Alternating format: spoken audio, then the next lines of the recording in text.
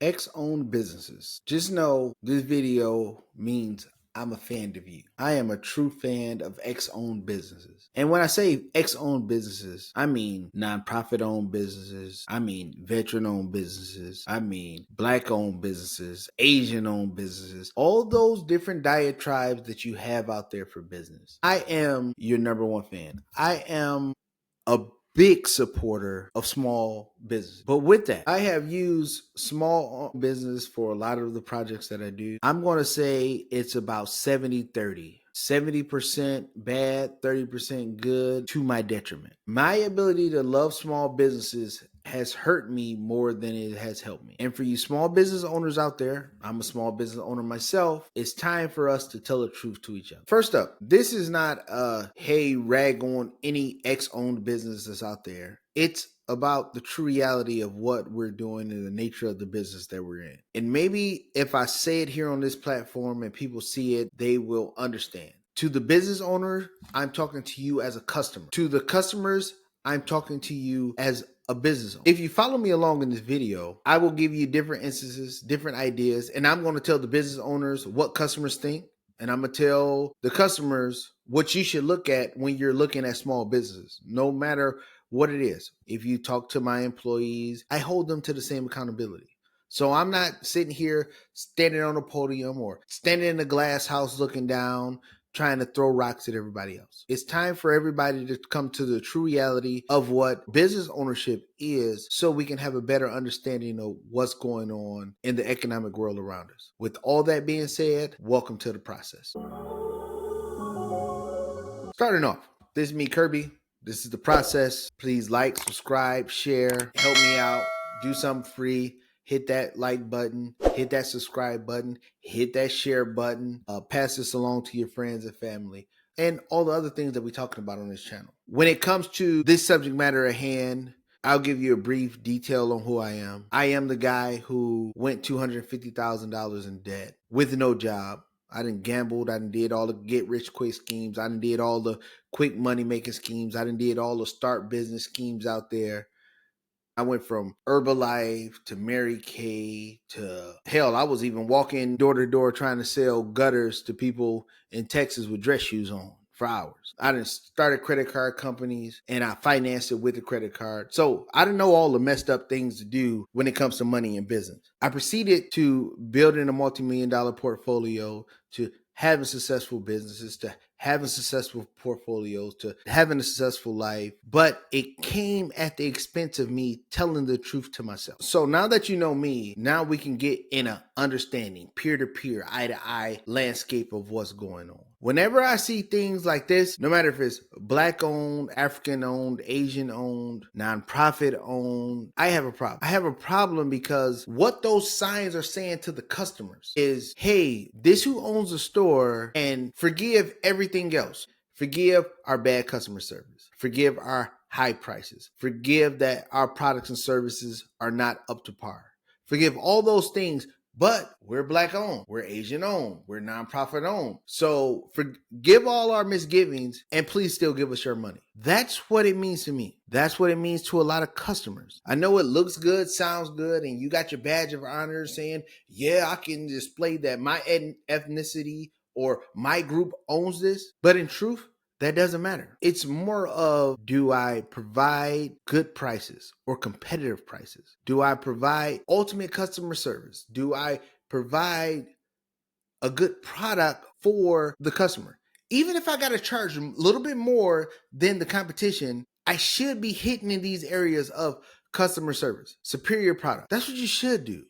And as a business, that's what you should aim to do. There's a reason why 85% of small businesses fail, because small business owners believe that their business is like their house. You know, you couldn't wait to get out of mom's house, to have your own house so you could tell everybody to get out and tell you how you feel. The name of the game is to generate revenue. Nobody cares how you feel. Nobody cares who owns the store. The only thing customers care about, great service, great customer service, great products, great pricing. That's the only thing that you should be focused on. It might sound good, look good, but the truth is that is the detriment to most businesses. Do you care about your color of your skin, or do you care about the number of dollars that come to your store? And I'm gonna go to my group first, my people. When you put black owned store, what you convey to the customers is we only want black people to come in here. I know that's not your intention. Trust me, I know. But that's what is seen. Only thing you should care is if everybody comes in. And I will give you an anecdotal story. When I bought a barbershop, it was in a multicultural neighborhood, but the manager of the shop is of African American descent. The first thing that they wanted to do was, let's say, black owned. And the first question I asked, I didn't get mad. I didn't get upset. I said, do you care that it says black owned, or do you care that it's dollars coming in? Because your bills are due by dollars, not by the color of your skin. Why would you alienate any culture from coming in? Do you cut Caucasian people hair? Yeah. Chinese people hair? Yeah. Her reply was, well, we a military base, so we cut all ethnicity hair. Exactly. I, as the owner, have no pride in saying that I own the store or I own the shop or, hey, look at me. Only thing I care is dollars going into your pocket, is dollars coming into the business. That's all I care about. Now, I know it's going to be some people out there that say he's an Uncle Tom or what have you. But the truth of the matter is, the only thing that pays the bill is money, not pride, not gumption, not, oh, I'm going to stand on my bravado. None of that pays the bills. And I have never, in the 19 years that I've owned this business, had somebody come in here and say, because you're black, I don't want to be here. Or because it's black, I want to be here.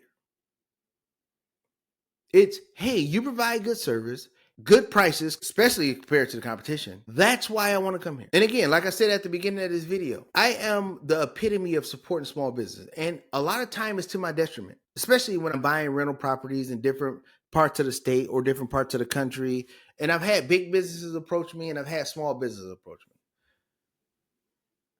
Usually I will start off with the small business. I'm not going to lie. That is, again, to my detriment. Most of the time, going with the small business, they want to tell me about their limitations, not on what they can fix and execute on. Me as an owner of rental properties, I don't care about your limitations. Give me solutions. I don't want to hear about, oh, well, yeah, we a small business, so we have to do it like this. I don't want to hear that. Tell me how you can execute. I don't want excuses. And I'm talking to the business owner as a customer. I don't care about excuses. I'll just stick with the barbershop. When there was no ATM machines in the area, and barbers is mostly a cash business. Now we have the cash apps and stuff like that. But years ago when we first started, that wasn't prevalent. The issue was coming up with cash to pay the barbers. So I wasn't going to sit here and say, well, you know, we're a small business, so we can't figure that aspect out. What I did was I executed. I called an ATM vending service. I put an ATM machine inside the business, and then they proceed to use the ATM to pay the barbers. I don't want to hear about the limitations. I would rather the business run optimally,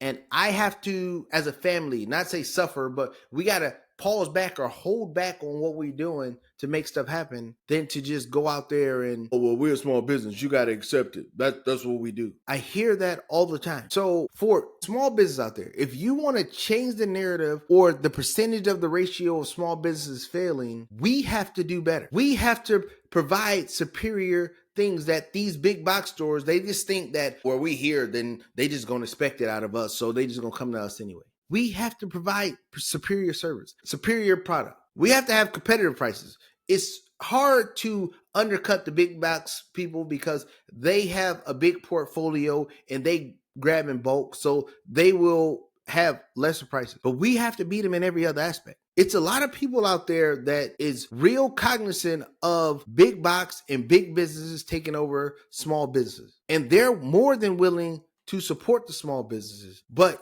you got to meet them a little bit more than halfway for them to keep coming back. And I'm going to wrap this up real quick. It's a restaurant that's literally 2 miles from my house. I had a stand back moment where I said, hey, I see this business, but because it's a big sign in there to say black owned, I don't want to go in there. Now, this restaurant has been here for years. I noticed the parking lot, it'll have some cars in there, but when I look through the window when I drive by, it's not a lot of people in there. And now we fast forward 3 to 5 years and the restaurant's still there.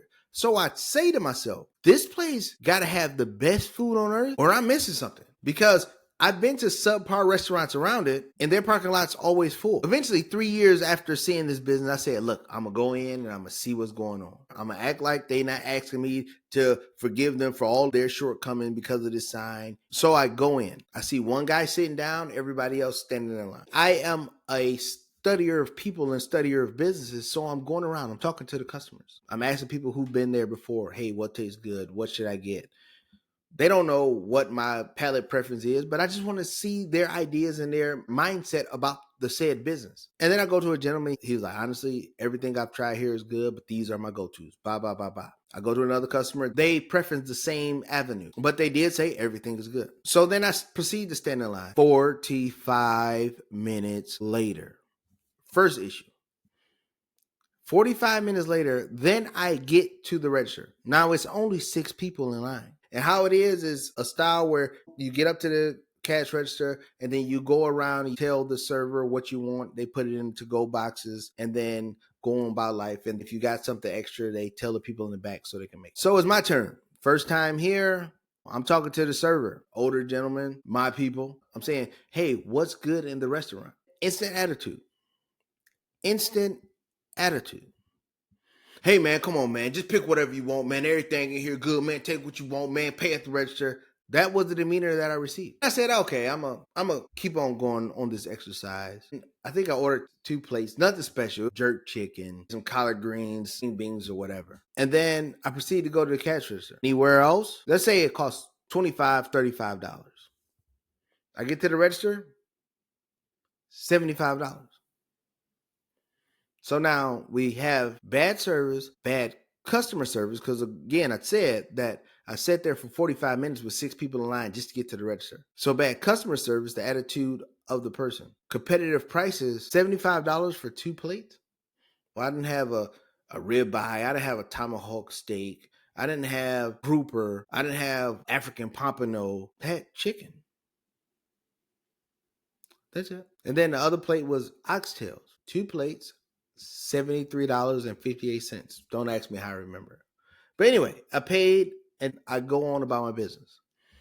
Bring it home. Food, amazing. Amazing. But I will never go to that restaurant again. Why? Because the service is bad, customer service is bad, and the prices is outrageous. I'm not going to a place to spend my money. We go there because we want convenience. We don't feel like sitting at home cooking. We'd rather pay you to do it and have good customer service so we can tip you to get the hell out of there. But when I got to go and I got to spend, and I don't have no problem with spending extra money more than the competition, but you should be knocking out all those other things out of the bucket because you know your prices are higher than most. But you act like this business is your house. Like, oh, you came into my house, you got to do what I say. That's why you'll be closed in the next 2 to 3 years. Because we forgot what business is, as small business owners. We think because we get an LLC that it takes us all of 20, 30 minutes to create that we've done something. The name of the business for small business is to generate revenue. Once you generate revenue, you generate profit. Once you generate profits, you expand. And then you keep expanding. But the reason why small business can't do those things is because our attitudes, we have bad service, bad customer service. The product could be good, but then the prices is outrageous. And the reason why the price have to be outrageous is because we don't have enough customers coming in buying our product because the attitude, the customer service, and the service is bad. So some things that we need to fix. Understand your customer. Understand why they are there. They're not there to listen to me, bitch, moan, complain, cuss them out. But because my product is good, they're going to withstand it. You might get them one time, but you're not going to get many repeat customers. So with all that said, hopefully I'm giving you an insight on what to look for. Again, I support small businesses more than the average person. But if we want to succeed and grow bigger and be better, especially as a small business, we have to do better. So with that, thank you for joining the process. Please like, subscribe, and share. See you in the next video.